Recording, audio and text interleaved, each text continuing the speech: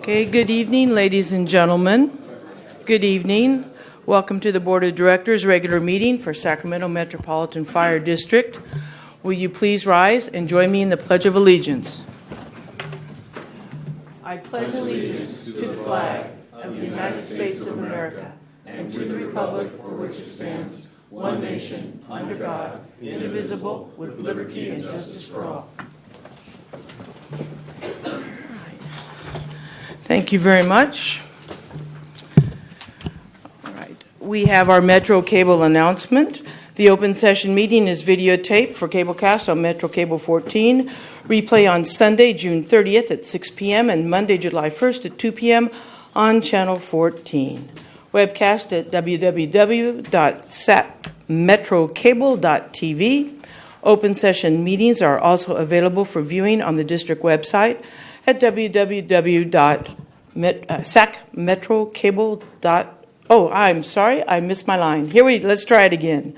www.metrofire.ca.gov. We now have the public opportunity to discuss matters of public interest within district jurisdiction, including items on or not on the agenda. Madam Clerk, do we have any speaker cards? We do have one speaker this evening. Okay, is it indicated under any agenda item? It is for just public comment. All right, would you please introduce our public comment speaker? Yes, Mr. David Warren, will you please join us at the podium? The microphone is ready for you. Okay, welcome, Mr. Warren. Thank you. My name is David Warren. I live in Citrus Heights. A month ago, my wife experienced syncope for about 37 seconds, and the paramedics, came to our house and rescued my wife. It is part of my religious tradition of Tikkun Olam to pay forward in gratitude for things that are good in our life. I'm here tonight to ask that the fire district change its policy on gratuities to the fire stations. I understand why there's a problem delivering money to various individuals, but I would like you to suggest that the fire district allow people such as myself to show appreciation for the people who have helped us, provide gift cards such as from Domino's Pizza or McDonald's, etc., to the fire station. That way there's no individual payment to any fire staff. It's an example of the kind of gratuity for appreciation. And also, we're in a time of mourning. We should be able to show appreciation when people are alive. I know it. I'm 81 years old. I'd rather people came up and said, hey, it was nice knowing you, instead of showing up at my funeral and I don't hear it. And I think that the firemen and women who work at the local fire station deserve to know that people such as myself appreciate what they do. We can't do that. Now, I just want to give you one further example. It turned out that the firemen, and that's not sexist, 3 firemen, ended up at the same coffee shop as my wife and I. It was her first time out. Oh. My wife, when she fell, did a header, and she looked like a raccoon from the hematomas all over her face. And as she sat in the restaurant, the 3 men from the engine company who came to get hamburgers, etc., at the restaurant, looked at my wife, and each one came up and said, "Are you sure you're okay?" Not very subtle, but they made it very clear. They wanted to make sure that they shouldn't call the Citrus Heights Police Department and carry me off. At which time, my wife showed each one of them the implant for her pacemaker. But I think that we would like the opportunity to be able to show our appreciation.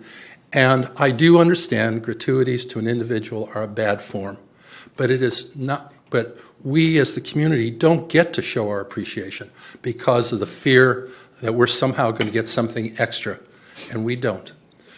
Also, I'd just like to ask the chief to please make sure that the thank you card we sent to his office gets to the station, because we want to make sure that the people that rescued my wife know how much we appreciate their effort. Thank you very much. Thank you, Mr. Warren, for your heartfelt words. And we have his information to get in touch. Thank you, sir. Madam Chair. Sir. Sure, thank you for that comment. We don't hear that very often. That's pretty special. And I would just say, up here, maybe there's an opportunity for us to look at our foundation.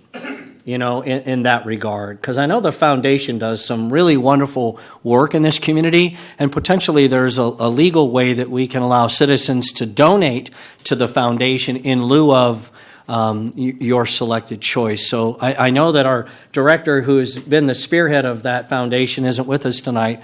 I'm sure he could provide more details, but maybe that's an option that we could look into. So I'm glad everything turned out, and thank you for those kind words. Can I add one last thing? That's up to the chair, but I think I already said I sure love if good you'd stuff. I don't know who, I'm hoping that the senior training officer for the Metro Fire District is in the room tonight. I have a two-story house. Because of, I hate to say, my Southeast Asia vacation, I destroyed my heart in high-performance aircraft. And going down from a second story in that chair was reminiscent of water ditching escapes. But my wife, who's my age, also hasn't had that experience. You ought to have your fire persons go down that stair in that chair so they can appreciate how an elderly person feels when they're looking straight down that stair, because it's more than an E-ride at Disneyland. You guys are too young to remember that, but It's free. thank you. Thank you, sir. Thank you, Mr. Warren. We truly appreciate you coming forward and talking with us tonight. Chief, did you have a comment? Or No, but Jeff Fry from our foundation is sitting right behind you, and I'm sure that Jeff will talk with you. He's part of the foundation. All right. Good luck to both of you. I know it'll work out fine. All right. Chair will entertain a motion for consent items. Second. It's been moved and seconded. Please call the roll. Director Sailors. Aye. Gould. Aye. Sheets. Aye. Wood. Aye. Clark. Aye. Barnes. Aye. And Jones. Aye. Motion passes. Thank you very much. And I do need to note a change in the agenda. We will be moving closed session to just after all of the presentation items. So closed session will be moved into just after presentation item number 2, informational purposes only. All right, we are moving on to presentation item number 1, rescue group training, firefighter Van Brunt and firefighter Watts.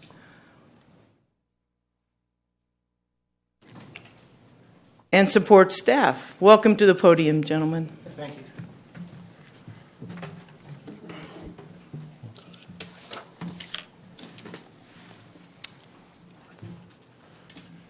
Thank you for allowing me, the board, and the fire chief for the opportunity to speak tonight. My name is Ryan Van Brunt. I work at Station 21, C shift on the rescue. Firefighter Jason Watts, A shift on the rescue. Captain Jason Butler, rescue program manager, Station 21, C shift. I'm here to inform the board of the rescue program and the recent training that we attended in Georgia. Just like to start off with a little bit of background information, but the rescue program started in 2000. They're not getting it yet. They're not? No, it's coming.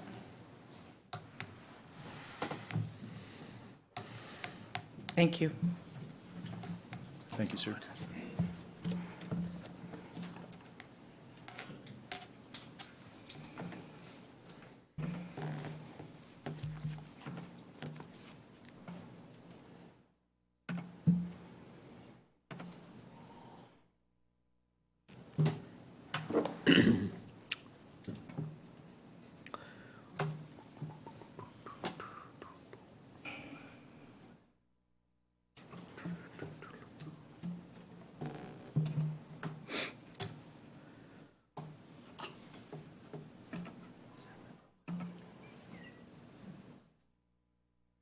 Which one is yours?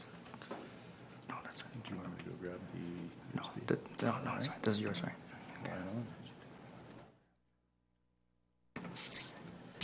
Thank you, sir.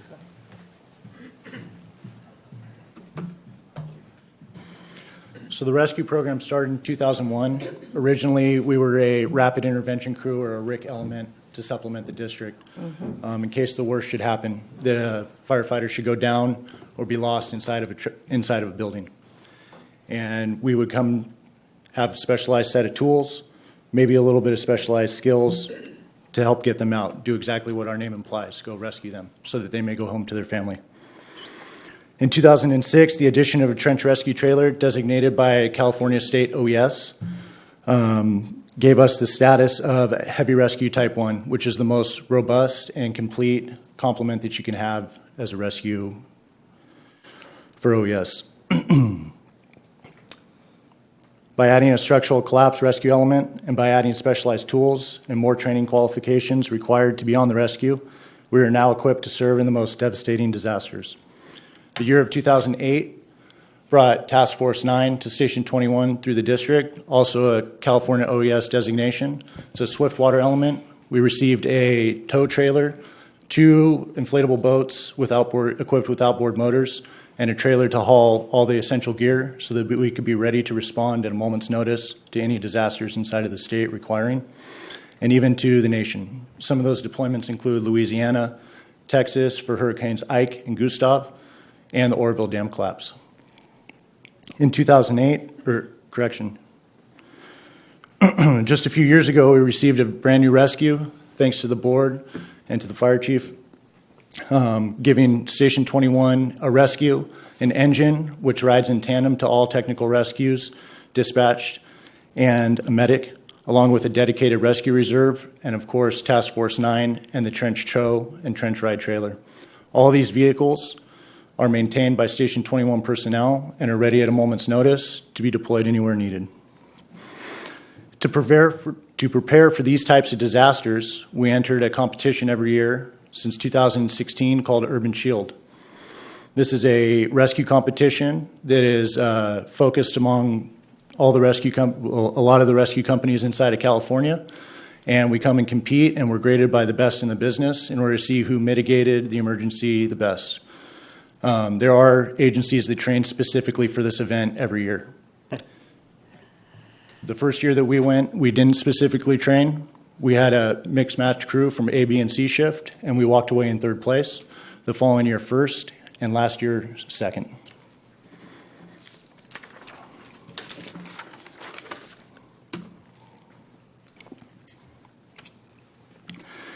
These are the required responsibilities and classes that must be attended by all the personnel at Station 21 to have the rescue qualification.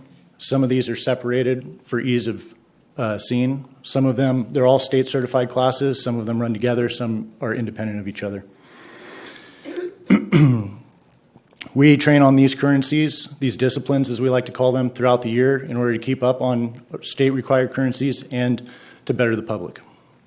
The rescue could be deployed anywhere in the state at a moment's notice, obviously, for San Francisco or LA for an earthquake, or even if a terrorist attack happened in Sacramento. The bottom line is the rescue is the most diverse piece of equipment in Metro Fire, and we like to be prepared in order to serve the public.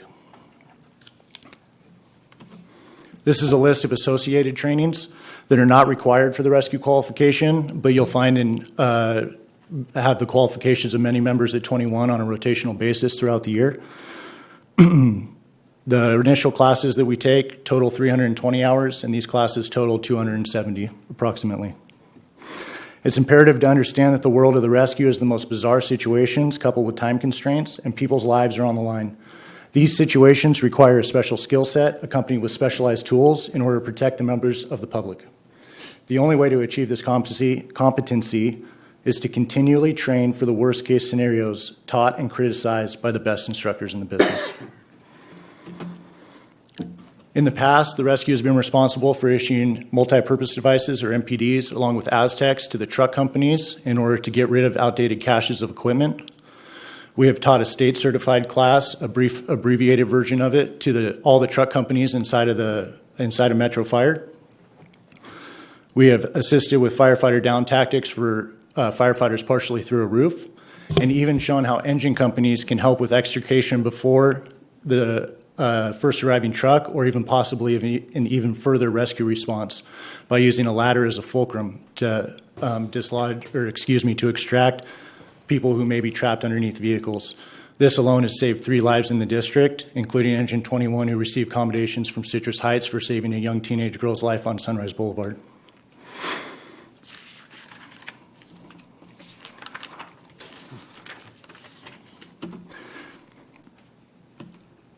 Members of the station are primary and senior instructors for state-certified classes such as Rope Rescue Tech, and are shadowing other instructors up and down the state at different departments.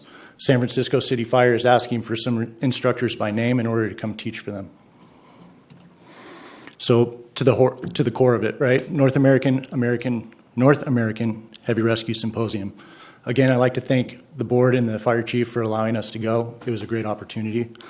This is a list of the classes that we attended. There were 4 individuals that went. We split the classes in half. So one may ask, why Georgia? We were focused on alternative methods of auto extrication, but we were able to network with people from around the globe, from Australia, Chile, and Canada, along with many different states from the southeastern United States. The instructors were world-renowned, including some who had taught at FDIC, and one instructor who had been teaching since 1987, specifically in auto extrication. So we had a lot of instructors who were very well-versed in the tactics. But the main reason that everyone was there was to learn from each other. Georgia was an opportunity to get a different look at Metro Fire's rescue operations from a worldly perspective. Not only were there scenarios which we have never seen or thought of, the bizarre and almost unbelievable, but the best thing about Georgia is the majority of departments attending in the southern United States are understaffed and lack funding. Because of this, they tend to gravitate towards the most simplest and methodical approach with the least amount of equipment. We're rescue nerds. We have amazing equipment. We try not to overbuild systems, and we try and be as safe as possible to be most effective to the public. What this allowed us to do is to take their ideas with the backing of the instructors saying that it was either okay to do or not to do, and apply our equipment from the rescue to that situation. The keep it simple approach rang true for us. We learned something new every day and learned a bunch of new techniques and scenarios that, if given the chance by training, we would love to roll out to the district and to the truck companies specifically. The techniques to make the department more effective at protecting the public. It's not about anything more than that to us. The symposium offered an opportunity to send 4 individuals to classes we haven't seen before, some that we didn't even know were possible to take. We have gotten a great deal of classes within the state, but Georgia was one of the best that I have personally taken. Overall, we were very pleased with the information and the scenarios, along with learning improved ways to stabilize vehicles and moves like the Darlington Roll, which is a way to upright an overturned vehicle inside of a narrow space, like possibly a canal. We were shown scenarios and training props that we could use inside of the district. These are some pictures. Forgive the blurry ones. They're downloaded from the internet. I tried to relay possible scenarios on how they applied. So the upper left is during training. We had about 15 cars in a timed auto extrication with about 20 people inside of the group. Our group was first.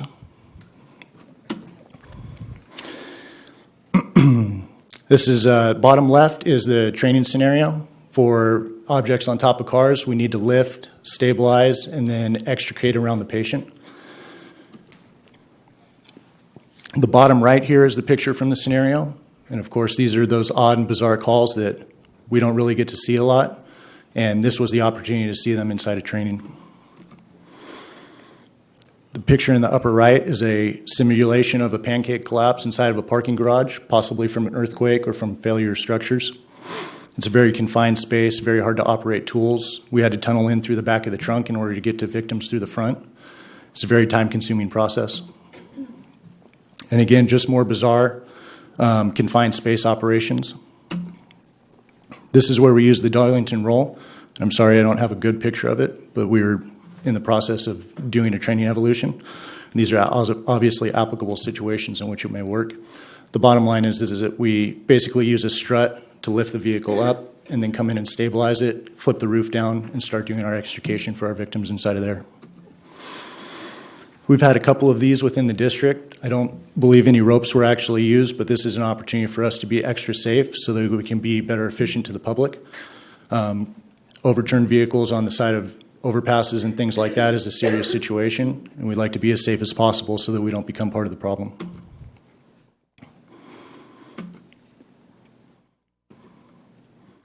These are farm equipment entrapments, something that we never thought of, but have a high likelihood of the district, especially in the Rio Linda area and the Rancho Murieta area. Very possible to happen inside of the district. Thank you. Nicely done. Thank you. Nicely done. Now for our long-term goals of the program itself, I'd like to hand it over to the program manager, Jason Butler. All right, thank you. A couple things that we've defined in working with the rescue program over the last 2 years that I've been in charge of it is real-world applications and going outside of just the standardized classes that we go to. You can go to RS1, RS2, con space and trench and do your little drill inside of a box that is normal to how it is to be safe for OSHA compliance. The one thing we want to do is build an environment in the district that actually can have real-world situations actually apply to them. The Type 1 Heavy is a state asset. The number one goal for that asset is for earthquakes in the Bay Area because we are the perfect location geographically for the Bay Area, even LA. We're within 2 hours away. We can deploy within 3 hours, and we will have very little impact in our region from an earthquake. So our whole template is, as a Type 1 Heavy, is to deploy into San Francisco. We'll use the freeway collapses in the 80s where it smushed cars in between the freeways. Our whole goal with the training facility is we have some delivery of concrete actually this week where we're going to get tubes and pipes and big, huge blocks, 60,000-pound blocks, all delivered where we can build up a little square, put a car in there, and then smush it with a big piece of block of concrete. And then we can tunnel in and kind of do our lifting and shoring and then get the person out, or in this case, a dummy. The whole idea of that is our facilities are trying to gear to where we actually can use that real-life situation outside of the standardized training that you're going to get in a state authorized class. One of the reasons why Georgia was very important was the vehicles over the edge. We don't have the facilities or ability right around this region to hang a vehicle over a bridge, but in the last 8 months we've had 2 semi-trucks over an embankment to where one had to have struts and shores actually supporting the vehicle from sliding over. And those are the things that we aren't able to do in our region as a drill. So we saw this opportunity for Georgia, and they had the vehicles hanging around, the heavy struts, and then they did have one that we wanted to really do, but they ended up canceling it, where they actually smush cars in a pancake type thing that I was talking about earlier. But that was one of those things that we looked at Georgia saying, oh, this is something that we can't get in our region, and we're trying to make a facility to do it. So I want you to go out there and figure out what they're doing for facility-wise and how other training grounds are going to be. And then also, what are they doing so we can bring that back and teach our own individuals in the rescue program and then the trucks outside of the rescue program to further that knowledge across the board. Training opportunities we continually do. Like 2 years ago, we did Arizona Vortex. We had a company from Arizona come out. They are the individuals that actually train with the inventor of the Vortex, and they actually came out and hosted a 4-day drill where they were ready, set, go. You walk in and say, okay, here's your scenario, boom, boom, boom, ready, set, do it. And you're like, oh, okay. What we learned the most out of that was not really any skill sets that we learned from them. We learned that we know what we're doing, even though there's no defined book to teach us how to do that skill set. We just needed the confidence and the ability to have somebody that is a subject matter expert in this thing that has pushed this thing to the point of breaking it, come in and say, okay, I want you to run this drill, and you guys did great. Here's a couple things we tweaked, but you guys accomplished the goal. Those are the things we're trying to do outside of this region. That was what was the Vortex. That was what was pivotal about the Georgia. The next long-term goal that we want to do is put a heavy influence on RIC operations in our department. The Type 1 Heavy, or the rescue for us, is an advanced RIC unit. We went through 2 years ago advanced RIC and managing the Mayday classes through all 21 personnel. We pushed that out to the trucks. Our next goal is to kind of go through and find the more advancedness of RIC and to figure out, like what Georgia did, is the keep it simple, stupid kind of concept. Is there's things that are right in front of you that you don't realize because you have all these whiz-bang toys that you want to play with, but if you just do the rudimentary stuff, it actually ends up gold. Those are some of the best learning points. So those are our training facility ideas, our training opportunities, and RIC. And now we can just answer any questions if you guys have any. Any of the directors have any questions or comments? Go ahead. Thank you for the presentation. You guys did great. It was really informative. And I want to thank you for also reaching out to community stakeholders. I have a colleague or a dear friend of mine that runs and owns College Oak Towing, and he couldn't be prouder of the work that you all do, and he just begs to be even more involved, and he's got some pretty interesting, what'd you call them, whiz-bang toys or something like that, that he funds, and he really wants to integrate. So thank you very much for being open-minded enough to use some of the resources and expertise that George and his team at College Oak Towing have. He's very appreciative, and I'm assuming that your team is as well. So thank you for that relationship. Yeah, thank you. Yeah, gentlemen, thank you so much. Folks, both on this, up here in the audience and any of our viewers, as well as our constituents and friends, family, and neighbors, need to understand and hopefully appreciate the intense training, depth, forethought, and broad scope that all of Metro Fire practices and performs every day.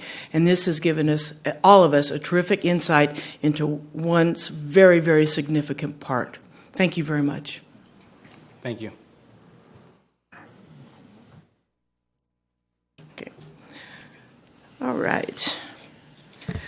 Our second presentation item, 2019 Fireworks Overview. We have Assistant Chief Wagaman and Fire Marshal Barsdale.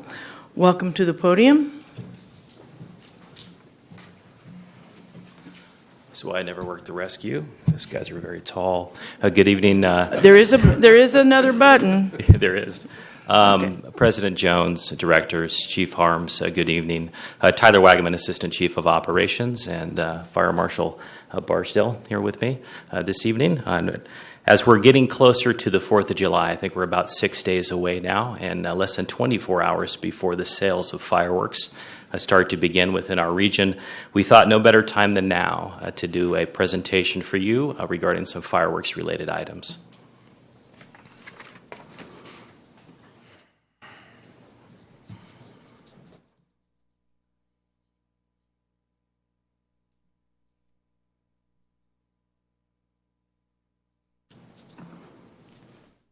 So first I'm going to cover Metro Fire's role in fireworks as well as the 4th of July, both before, during, and after.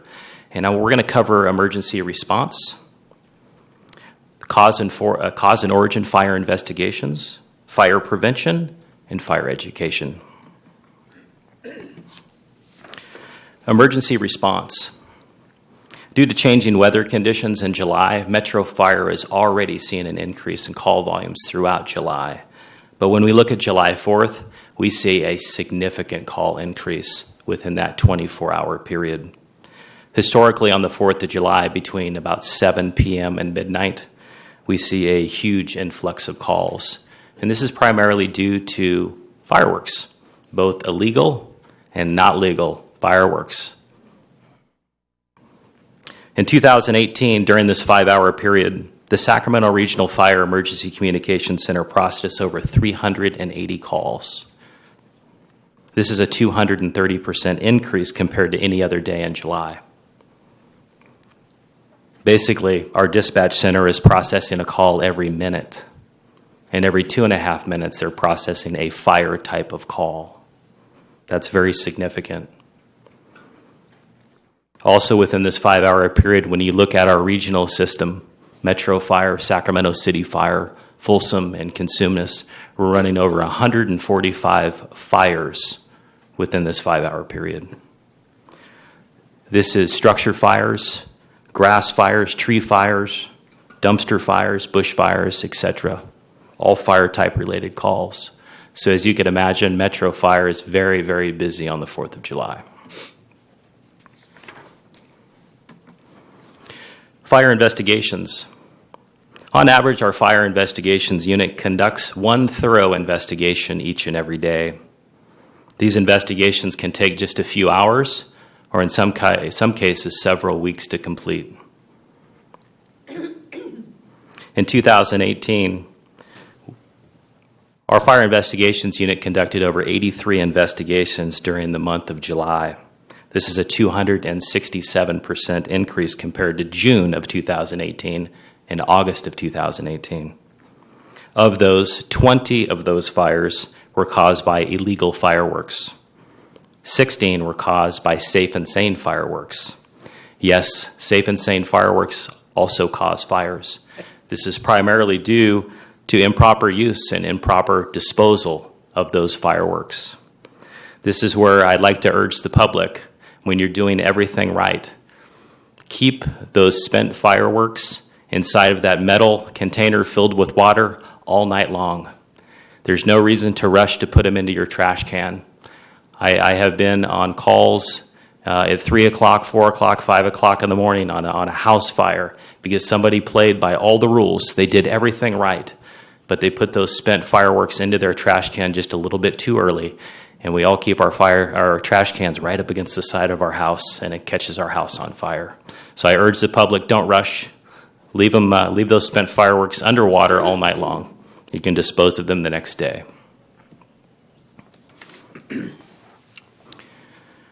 Illegal fireworks. Our region is continually challenged with illegal fireworks.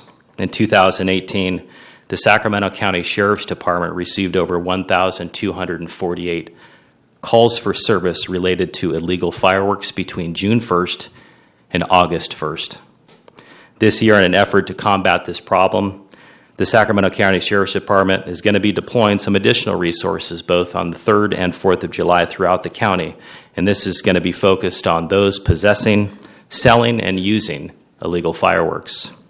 Also, within our state responsibility area in Rancho Marietta and Slough House, we will have some CAL FIRE investigators also patrolling that area, looking for those folks that are not playing by the rules.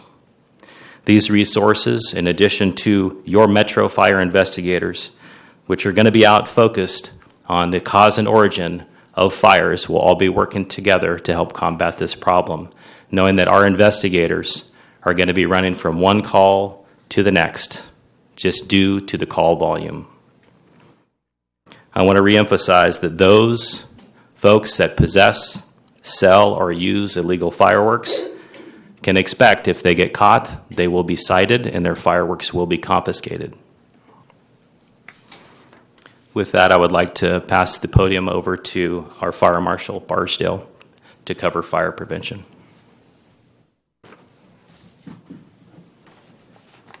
Good evening. Not only are our crews busy on response calls, they're also participating in many community events on the 4th of July. The morning of the 4th of July, so between 8 and noon, they'll be participating in 14 parades throughout the district, the majority of them being in our Battalion 7 area. There's also numerous special events throughout this 4th of July time period, the largest event being at Hagan Park. It's a 2-day event.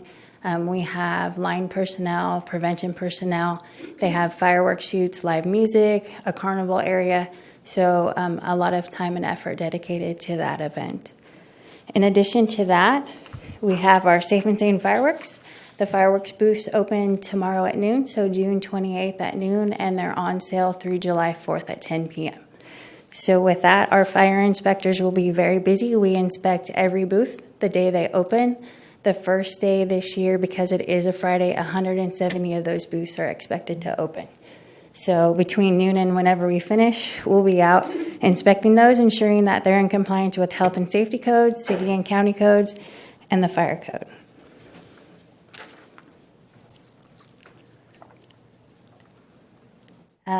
Then we have the larger public displays on the 3rd and 4th. There's 3 the night of the 3rd and 3 the night of the 4th. Again, for those, our fire inspectors will be out at those sites as soon as they start setting up for the event, making sure that their racks and configurations are compliant. They'll remain there throughout the evening until all fireworks are expelled and the sites are cleared and safe. On the educational side of things, there's a couple of messages we want to make sure to deliver. One of them is ensuring that the public understands legal versus illegal fireworks. Looking at the 2 photos, they look fairly similar. The picture on my left is Safe and Sane, consider Safe and Sane fireworks from TNT. In the bottom left corner, you'll see, and you'll see it enlarged down lower, the Safe and Sane logo. The fireworks sold and used in California need to bear that label. If it's not on the individual fireworks itself and you buy a pack, it would be labeled on the outside of that sealed pack. Although the fireworks to the right look very similar, they actually have a charge in them, and they are what started one of our large grass fires last year. So the good rule of thumb is if it goes up in the air, darts across the ground, or explodes, it's illegal.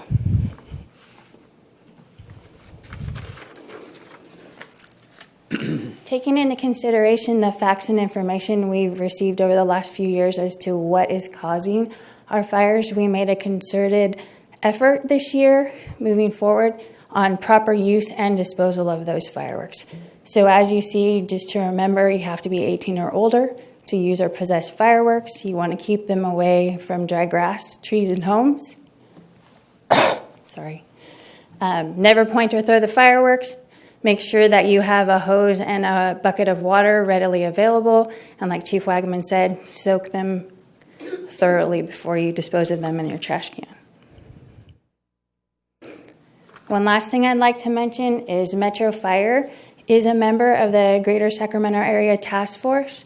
The task force is comprised of representatives from local fire agencies, law enforcement, the district attorney's office, and fireworks industry.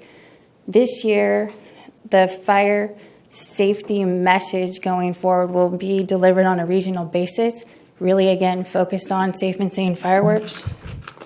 I don't have one for you, but on the back of the flyer, there is references to illegal fireworks. On the front, it goes over proper use and disposal. Regionally, the fire inspectors for all of the local agencies will be delivering 300 of these to each of the fireworks booths. As they're doing their inspections, they'll be able to explain the importance and value to the booth operators of providing these to their constituents when they're coming to purchase the products. In addition to that, our PIO, Captain Vestal, will be doing various media spots over the next few days. We'll be providing information on social media and some other miscellaneous types of outreach. And with that, we'll leave it if you have any questions for either of us. Director Barnes. Thank you, Madam Chair. I just thank you for the presentation. Obviously, out in Rancho Marietta, our area, we love the fireworks display, but I also know there's a huge burden put on your team about making sure they get out and get it certified. So I apologize in advance, but thank you also in advance for all the work you and your team do to make it safe and enjoyable for everybody, and all the displays as well. So thank you. Any other comments or questions? I would personally like to thank both Chief Wagman and Fire Marshal Barsdale for being very, very attentive to all the activities around the 4th of July, and I super appreciate the educational component that can do a lot and go a long way to remedy any safety hazards that occur. So thank you both very, very much. Thank you. Thank you. All right. Thank you very much. Now, with our changed up agenda, we will now convene to closed session and address the rest of the items on the agenda after closed session.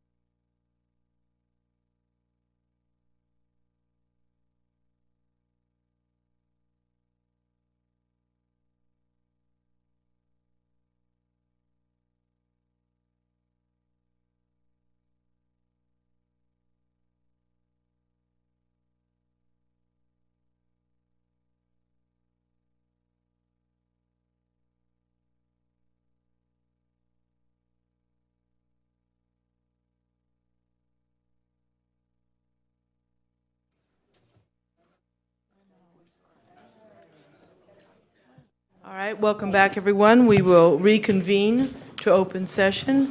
Council, please report out on closed session. Yes, thank you, Director Jones. The board met in closed session with respect to the matter set forth on the closed session agenda. No reportable action was taken. Thank you, sir. All right, we're going to move on to action items. Action item number 1, 2018 State Homeland Security Grant Program Award. Erin Castleberry, welcome. Thank you. Hello to everyone tonight. I am pleased to be before you tonight to once again request the board's approval for the acceptance of a grant on behalf of Metro Fire. This time it is a fiscal year 2018 state Homeland Security grant. 2 years ago in October 2017, we applied for 2 separate projects, actually. One was for the purchase of 20 sets of Level 3 ballistic protective equipment for our Thames and arson investigators. That was fully funded at $87,400. The second request was for a flood response boat program, and that was partially funded at 50% in the amount of $124,328.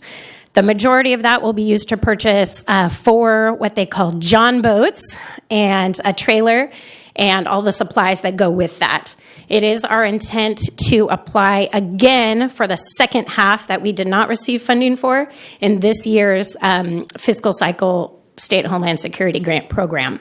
So if there aren't any other questions, we would request the board's approval of the grant award and also the budget amendment to amend the budget to include those funds.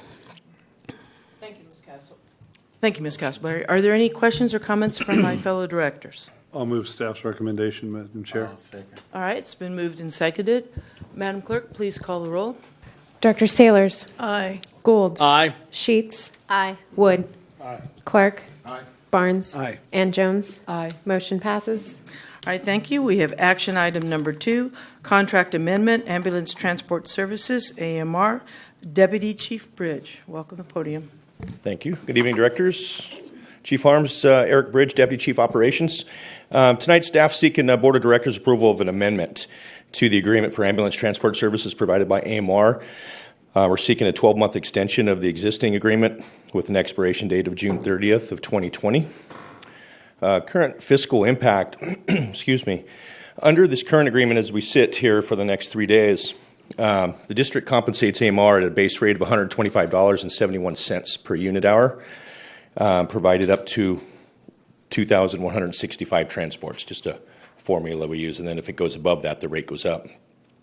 In the new extension period, the district would compensate AMR at a base rate of $142.81 per unit hour, provided up to 2,289 transports in a period of 4 consecutive months. So funding for the ambulance transport service was included in the 1920 budget. Staff's recommending that the Board of Directors approve the 4th Amendment to the agreement for ambulance transport services with AMR for a period of 12 months from July 1, 2019 to June 30th of 2020. Thank you, Chief. Are there any questions or comments from my fellow directors? Madam Chair, I move that we approve staff's recommendation to the amendment to the agreement for ambulance transportation with American Medical Response for a period of 12 months. I'll second. All right, we have a first and second. Please call the roll. Dr. Sailors. Aye. Gould. Aye. Sheets. Aye. Wood. Aye. Clark. Aye. Barnes. Aye. And Jones. Aye. Motion passes. Okay, thank you, ma'am. We're going to move on to reports. For President's report, I just have one announcement, and that will be at the end of our session, our meeting tonight, we will have a moment of silence for Officer Tara O'Sullivan. That is my report. Moving on, Fire Chief. Good evening, President and board members. First off, I just want to thank Station 21 and the crews that were here. As you can see, it's a very dedicated group. And sometimes you saw pictures in their slides of behind Station 21 and some things that they would do locally. Leaving the region and going somewhere opens up that whole different area, and I definitely see the excitement in those folks coming back. I think we have done a very good job of equipping the program, either through the district or through grants. And then the ability to challenge them, the challenge that group to say, what are the things that you could do to think outside the box? And then the real benefit is that it may not be exactly a car over a bridge, but it's somewhere where you be able to use those skills and apply them at Old Dark 30 out on the street somewhere. So thanks to that group. And then with the group talking about fireworks and talking about the July 4th. You can see that it truly has an impact across the district. And I know we focus just on fireworks, but the amount of folks that are working on the days before the 4th of July and the weekend after, and then just the call volume. For a lot of those folks, it'll probably be 24 or 48 hours with very little rest and just very high activity. And I'm glad people are out and they're having a good time, but it does have an impact on us and in the district and being able to upstaff for all of those events that are going on during that time. One retirement to talk about on June 14th, Thomna Ville retired after 29 years of service. It's interesting that we mentioned Tom tonight because he was part of that special operations at Station 21 and the development of a lot of the things that happened over there to get that program to where it is today. And I'm sure as we move forward, we're going to miss Tom and his input and his drive around that program. A lot of meetings with crews and staff. On the 22nd, I attended my first Firefighter Burn Institute Tropical Fair. Had just a great time out there. It was very well attended and very well put together. Myself and the executive staff on the 24th, we meet about every other month with Sac City. And we sit and discuss, myself and the deputies, of just really what are the topics, what are things that are going on. Two of the main topics that we talked about were our ambulances, our ambulance deployment in the region here. Between the two of us, we probably have about 95% of the calls that are dispatched. We know a large percentage of those, 80%, are medical calls, and working together on how do we maintain ambulance coverage. And the other thing is the response to violent incidents. And while we've made steps forward in really our communication, but how do we communicate with the law enforcement that is there, incidents that are very dynamic, that have limited information, how do we manage those? And being able to take some recent events and sit down and critique those things and say, what can we do better, were two of the main topics that we talked about. Went to the honors and award ceremony for Citrus Heights. We had a labor management meeting that we sat down. There were some issues that are happening with First Amendment rights in the videotaping of firefighters, trying to get members to engage in a very negative engagement. So we've talked about that and some training for our members. We talked about the ambulance contract, labor's involvement in new Station 68 and the design. Having the members that are at 68, have them put in some input into the station, since that'll be their home that they'll be living in. Talked about strike teams and a lot of talk about uniforms and the uniform policy moving forward. Met this morning with a breakfast with 522 and talked about negotiations moving forward. And the last thing just for you to mark on your calendar is July 16th is the promotional ceremony over at the Rancho Cordova City Hall at 6 p.m. We have, I think you all got a flyer for that, and you can see we almost had to go to a second page, is that we've got enough, a lot of promotions that have happened over this past year, and we'll celebrate those again on the 16th at Rancho Cordova at the City Hall there at 6 p.m. That is all I have for my report. Thank you, Chief. All right, we have Firefighters Local 522 report. Oh, my goodness. Well, see, I wanted to make sure that we kept you on the calendar. And so, sorry to throw you for a loop. Now, to keep in 522, please step down for a minute. We have Chief Bridge for operations. Away from the podium. Yeah. All right. Sorry, that was my bad. I'll take responsibility for it. That's fine. Apologies, Chief. There's lots of good information. Everybody's just chomping Everyone, at the bit to speak and share some good news. Well, I get to share some good news too, but it's been real busy the last couple weeks. So since I think our last board meeting, we've had over close to 4,000 calls, of which 13 structure fires. So that's a lot of fires of significance. Those aren't just small bush fires, but we're talking about major structure fires and things going on. It was just last night, I believe it was, we had 200 acres going in the Placer County, and the fact that Chief Wagaman is still here awake is a good thing, because his shift has actually been extremely busy over the last couple of shifts as well. Also dealt with the aircraft landing incident at McClellan when one of the Learjets landing gear failed, and the crews out there did a fantastic job of responding quickly. So had there been any ignition of fuel, they were in a position to put some foam on that immediately. So it's not a call that we normally go on, but we do a lot of training on, and again, our members did a fantastic job of quick response on that.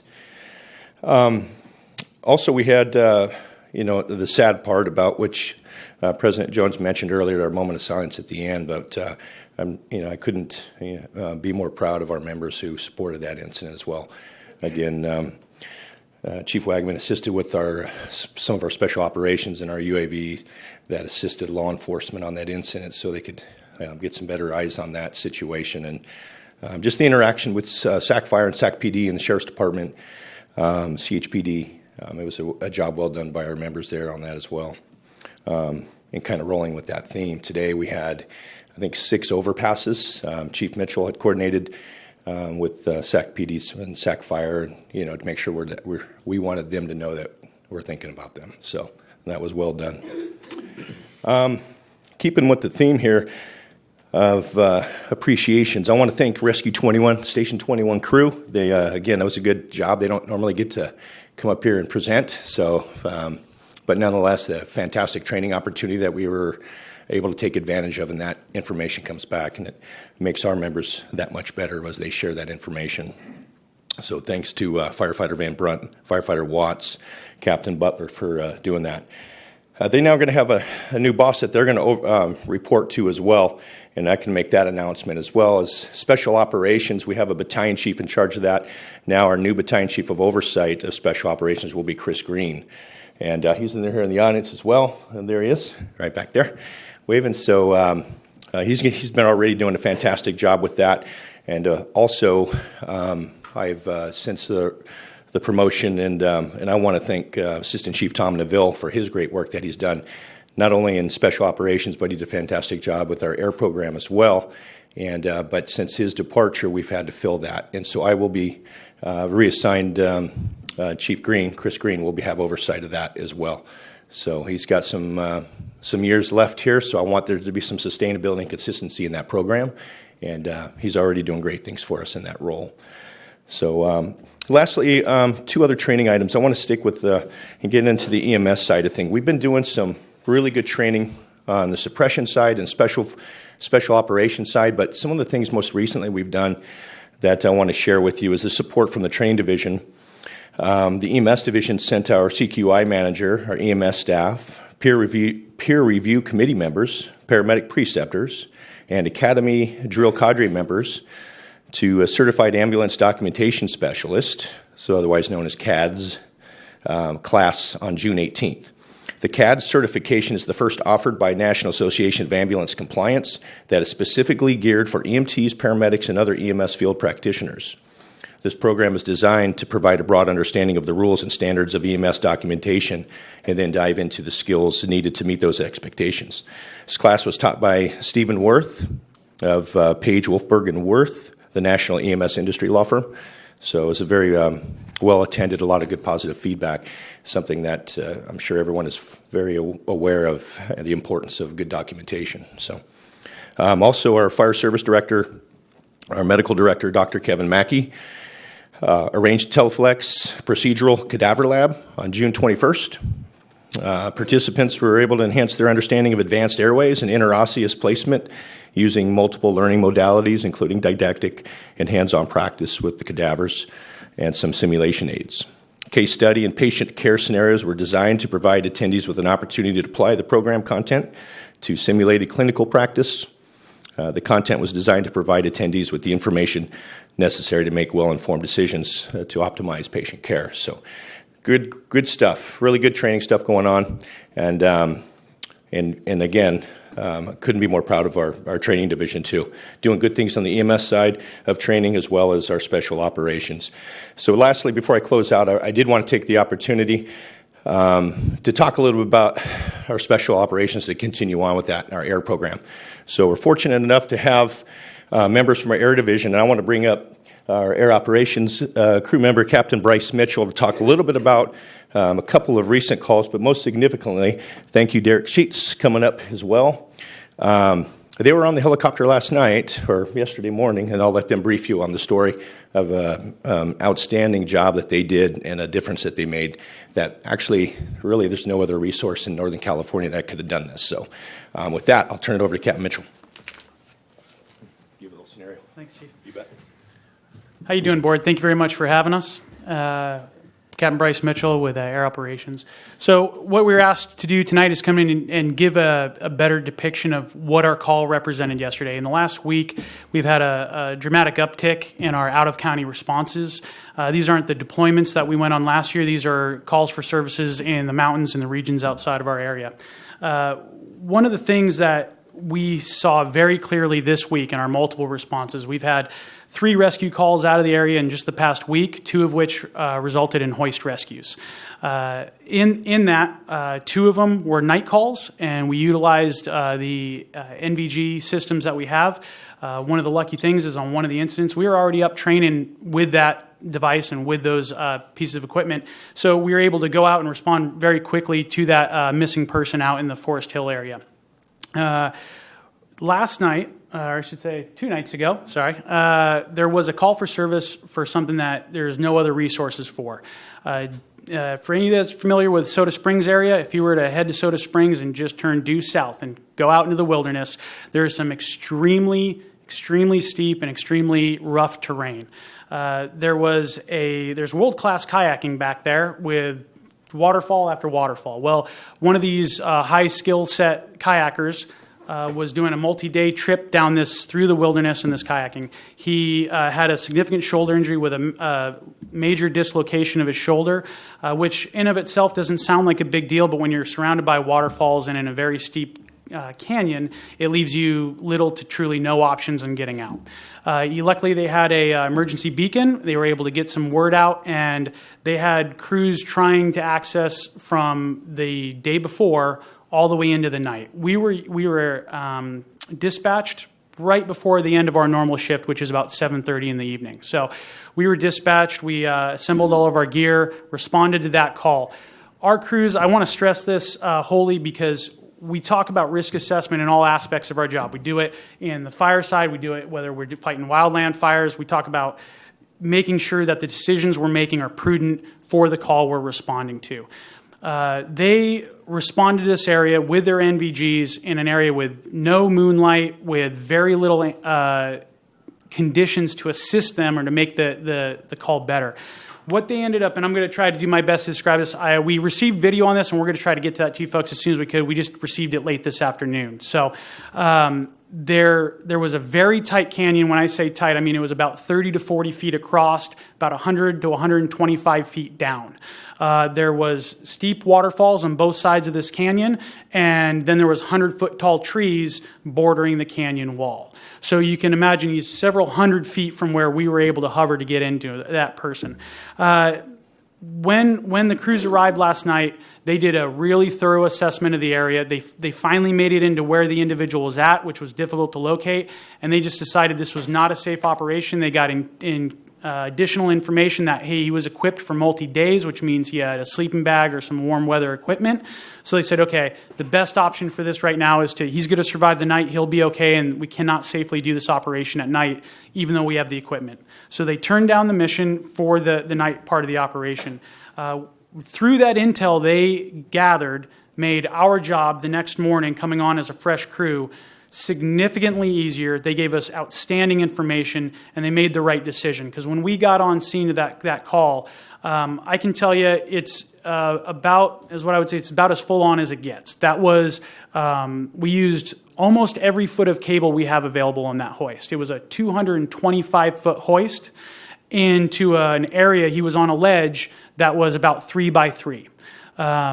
With that being the case, that doesn't mean that we rushed into it as, hey, we're going to just make this happen. We took very thorough assessments of the situation, and the fortunate thing for it was what made this call successful is the training that we've done up to this point. The fire chief, the board, operations, everybody has supported our training, because we've all seen things online when training or helicopter events go bad. This is an event that all that training that we've lined up to this point absolutely made this a success. We had crews on scene that are mountain rescue crews. The feedback we got from them was that it was the most impressive rescue they've ever seen. Most of them didn't even know our resource existed. And so to see us be able to not only provide the equipment and the aircraft and the crews, we were able to send a rescuer down. Firefighter Sheets was the rescuer on that mission. Every part about it just gave me pride in the way the mission went. The only other option for this individual was a multi-day rope rescue operation. The crews that made it to the ledge above him took them about 6 hours to gain access, and these are 4 extremely fit individuals. So it would have taken multiple trips with over a dozen people to do a high line, very technical rescue to get that individual out, of which would have been, quite frankly, more risky than the hoist rescue. So this was the tool for the job, and there was no other resources in the area to get this individual out. The Placer County and CHP, they weren't available for this. So this put us first up for that, and having that resource is a good example. Although this was one person and one call, just like the rescue program prepares for San Francisco, we're in a high-risk area. A dam could break, a levee could rupture. All these things are high possibilities, and when that occurs, the support that the board and that operation gives to making us ready for that is going to pay off dividends when the time comes, and this was just basically a good example of that. We're going to provide some video and give you more information so you can have a good visual. We just couldn't get it prepped in time. I apologize for that, but that's a rough description of what occurred. Does anybody have any questions on the mission itself or the other ones we've been going on recently? Just wow.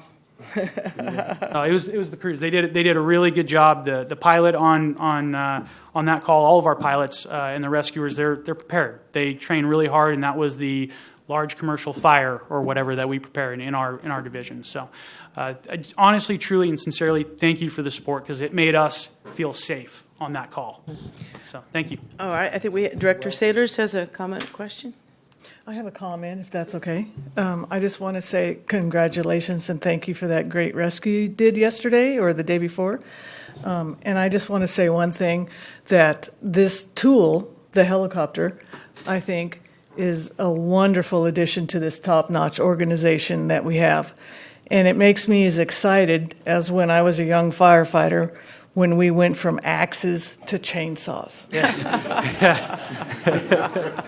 Because it really is that much of a change and a great addition to the fire department. Yeah, it's a different way to do the same job. And that's the thing. We do fire, EMS, and rescue. We're just like an engine company. We're staffed very similar. And but kudos to you guys, and I want you to spread the word to all of your crews out there and all the pilots. I think it's a wonderful, great tool. Keep it up. Thank you very much, Board. Thank you, Chief. Okay, thank you, gentlemen. Thank you, Director Sailors. All right, a bit delayed, but still very important. Local 522. You're wrapped up? Now you keep. Wow. All right, Chief, you got to text me when you need more time. Just text me. We'll take care of it. Welcome to the podium, and sorry for the delay. Oh, no worries. Thank you. My name is Brett Randall. I'm a firefighter at Firehouse 23, and I'm here representing 522, and apologize for the absence of Jameson this evening, but I'll be taking his spot for the evening.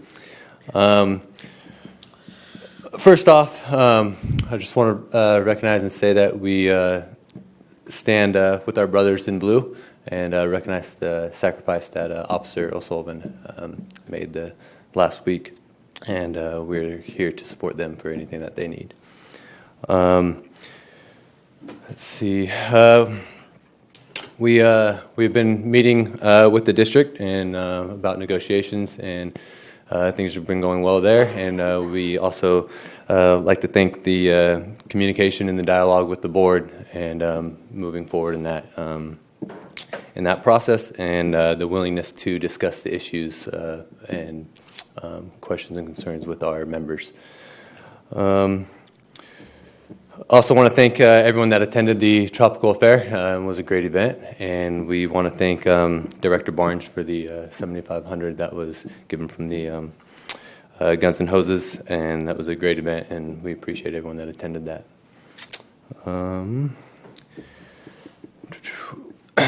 We'd like to also express our thanks in the extension of the AMR contracts for the next year, and we're in support of that.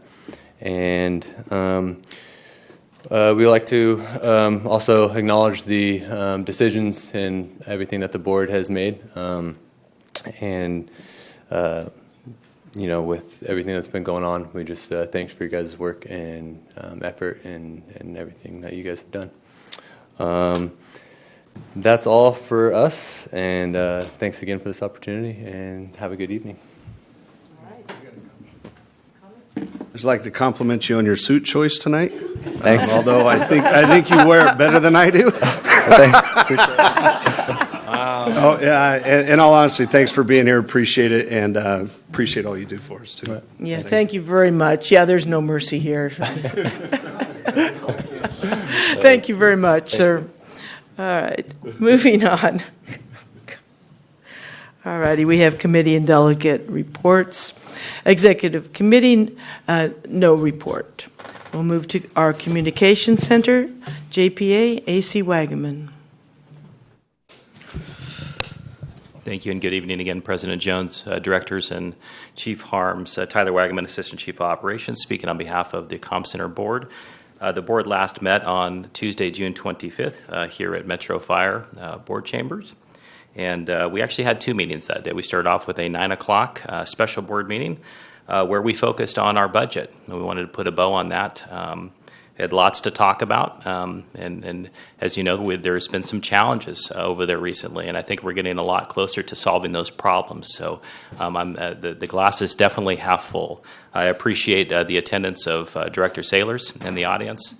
I appreciate your patience as well. If 5 minutes after we started, I think we went to closed session for about 3 hours. So my apologies, and thank you again for your attendance. Yes. In the afternoon, we had our regular scheduled board meeting where our budget for 1920 was approved unanimously. The only other item I have is during the winter months, during the power outage, we had some significant infrastructure issues at the center. And I can tell you that the staff over there have been working very hard, and they installed a brand new server that hosts our CAD software. And that was one of the biggest issues that we had during that power outage, was losing that server.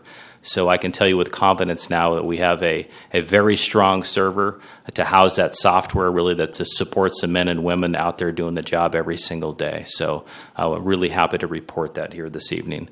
With that being said, that concludes my report, unless you have any questions for me. Comments? Okay, thank you, Chief. Moving on to California Fire and Rescue Training, JPA, DC Shannon. Good evening, President Jones, Board. As I reported out last meeting, we had a strategic plan meeting on the 20th. I'd like to give you some highlights to that. First off, I'd like to thank JPA staff for coordinating the meeting, and retired Chief Dan Haverty for facilitating that meeting. So I think the way we broke that down, or the best way to break it down, is we talked about present day conversations, what we do every day, and in regards, and then also our medium and long range goals. Present day topics were obviously centered around service delivery to our member agencies, and the JPA's ability to accomplish those goals, and projections set forth at the beginning of the fiscal year last year. Those short-term goals are on track. I will, in my next report for the board or council meeting, we'll give you some of those numbers that I'll report out from the board meeting we had after our strategic plan. The meeting was productive, but as the theme went on, as we moved further into the day and focused our talks more on identifying the medium and long-range goals, we did touch on some of the more challenging goals and what these goals look like in the future. Some of those goals, when we looked at it, when we wanted to look at what does a JPA look like in 5 years, and I think what we were talking about is what does the leadership and the organizational structure and chart look like, the financial support, class structure. Some of those were some of the 5-year look identifiers. We also we wanted to, does the JPA meet the current and future needs of the contributing agencies? And some of that conversation started to change a little bit as the day went on. And also, one of the topics was growth and additional agencies to the JPA. And basically, really, the ever-present, historically, the most challenging issues that we've talked many times over the years is facilities, classrooms, and a training site for the future. So when we talked about moving forward, and Chief Marshal, I think I introduced Chief Marshal replacing Chief Zagaris a few months back, and he really has 3 or 4 months under his belt here, and he's basically in charge of the OES in the state of California. So in his new position, we needed to give him a little more time. I think some of the challenges that we were talking about wasn't something that we were going to correct or change or come to consensus that day.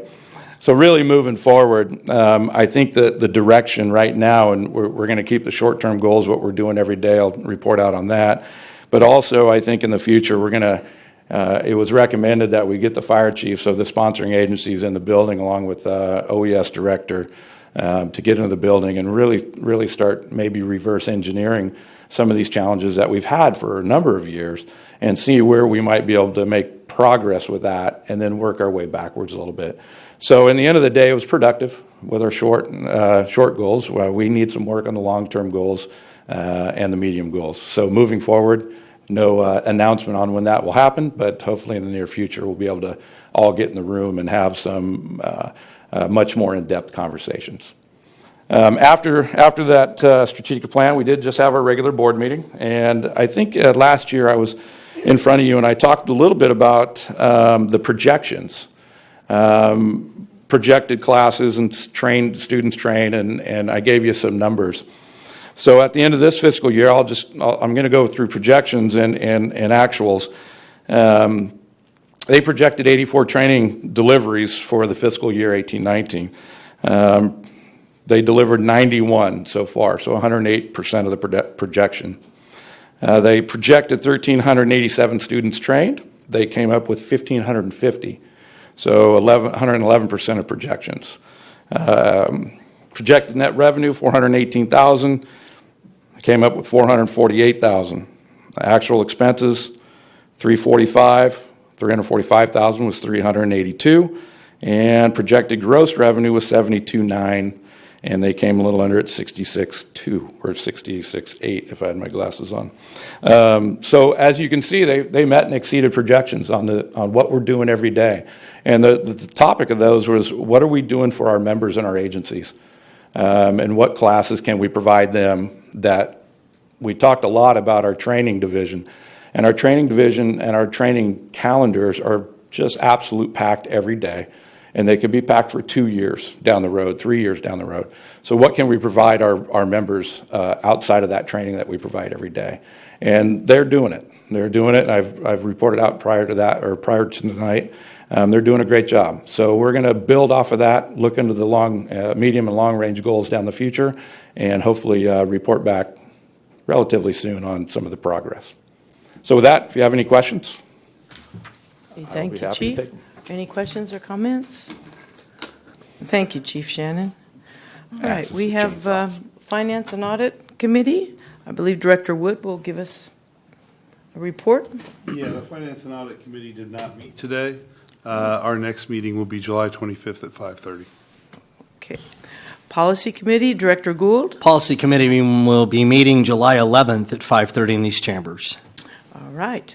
Sounds up. Okay, we come to board member questions and comments, and we'll begin all the way to my left. Director Barnes. Thank you, Madam Chair. Just a few things tonight. Again, the Tropical Affair event, everybody that attended, thank you. It was a great event. It was mentioned by Representative 522. I will say that we were able to give from the charity that I'm a part of, $7,500 to the Firefighter Burn Institute, which is important and a proud partner of ours. I want to thank Director Wood for helping me get in contact more with Mike Daw and how we can strengthen that partnership. So I appreciate all you do for them, the volunteer work, so thank you for that.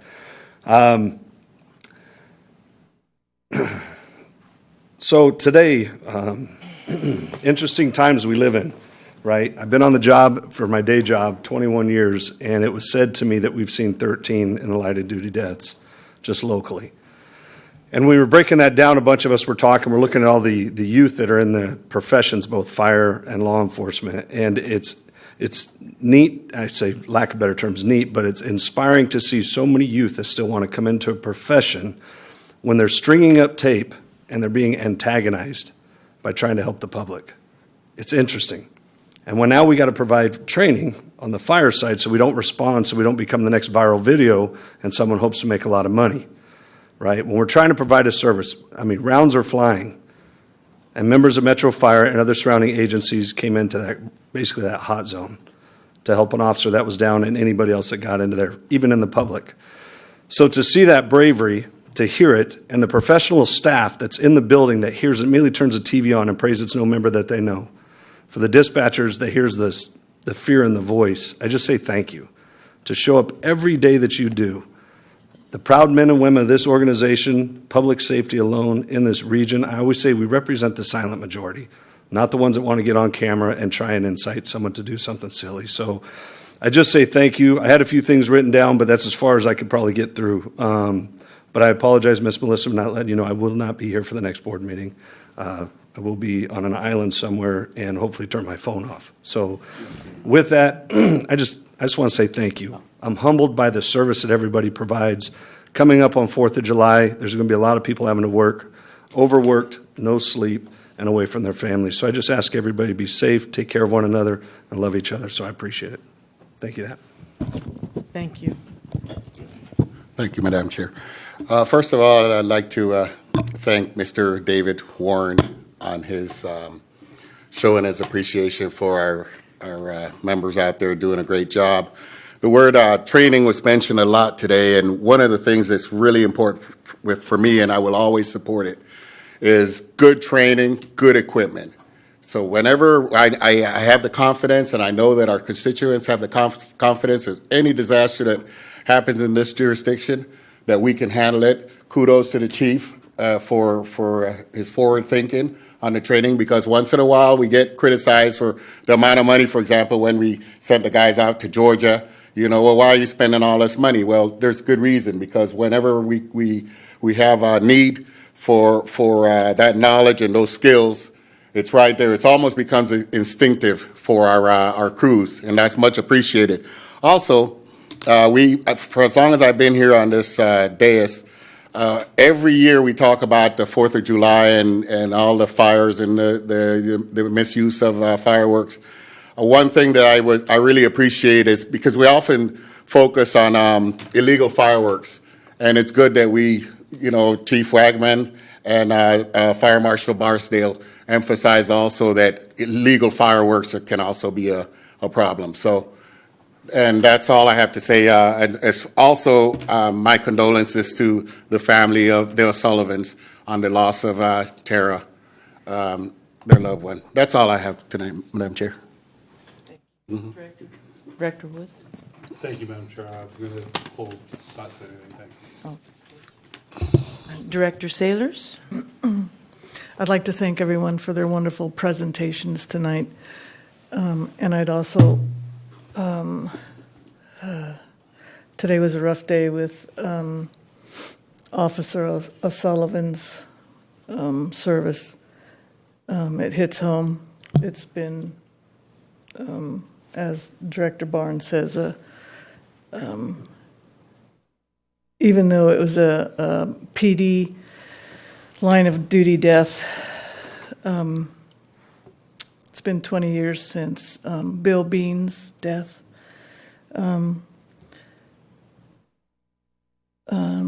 But it's just, they're still family, even though they're partners in crime with us. We're all on the same team. Please stay safe out there during this 4th of July. And that's it. Thank you very much, Madam Chair. Thank you, Director Sailors. Director Gould? Thank you, Madam Chair. Our condolences again to all of those affected by this tragedy. It's unspeakable, and there's really no words. I'm also very proud of both presentations this evening relative to special ops. I remember a few months ago when we talked about a particular tool and that it would respond only to the hills along the American River.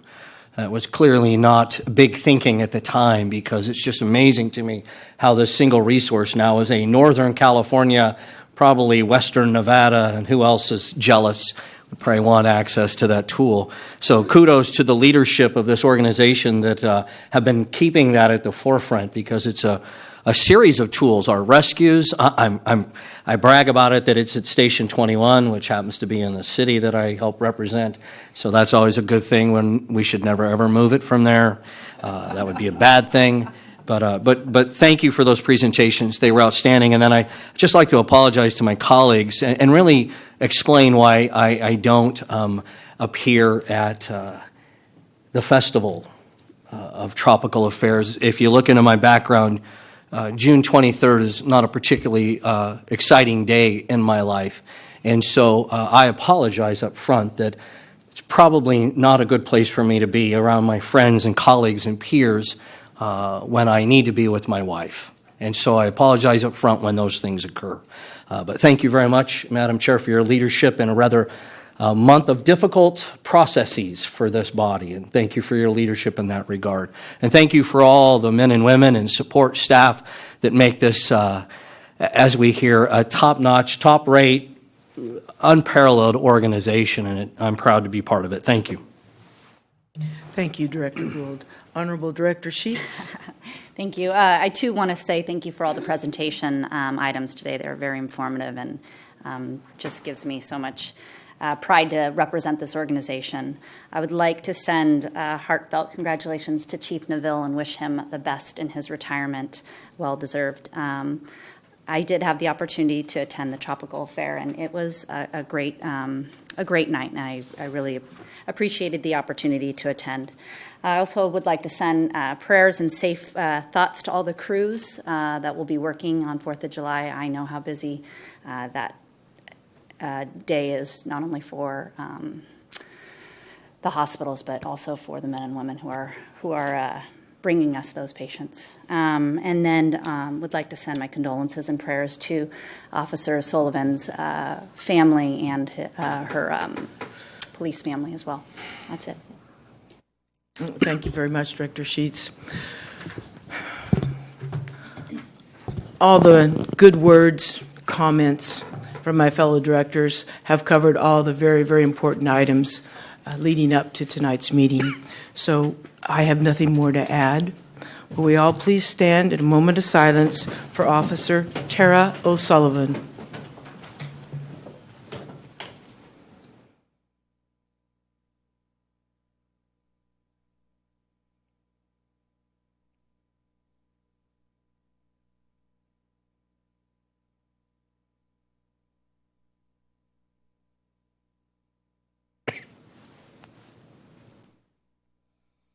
Thank you very much. This meeting is adjourned.